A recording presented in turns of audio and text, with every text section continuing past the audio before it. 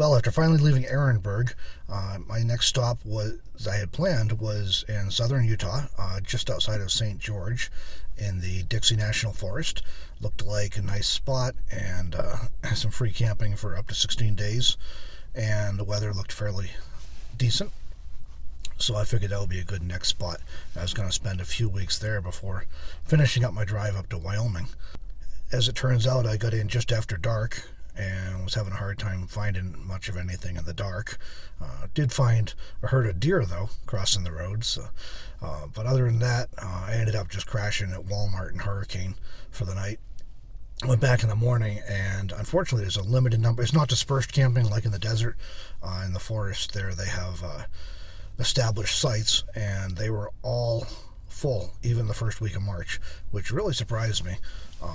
I thought it was early enough that, and they just had snow there a few days before, but looked like the weather was going to be nice going forward. But I was surprised to see the place was full. I later heard that was pretty much true across southern Utah, that all the campgrounds were full. So I slowly worked my way north, checking out some other places I was finding online, and what I kept running into was either campgrounds were full, or they were under snow still, if it was a higher elevation, or I found one that was a BLM spot that was would have been promising, except for it was really wet and muddy, and there was just no way I was going to get in with a minivan without being stuck.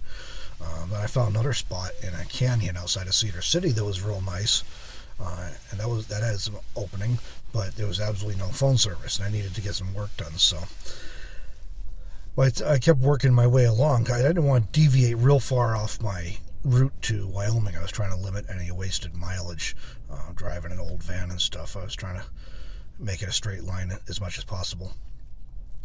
So eventually I got to the point, I said, if I'm going to be cold in Utah, I might as well be cold in Wyoming, where I'm heading anyways. So I just gave up and continued on. I ended up stopping in south of Salt Lake at a parking lot for a bit to do some work in the afternoon, and finished up the work I needed to do. Went inside and come back out, and someone talked to me and said, "Hey, are you Robert?"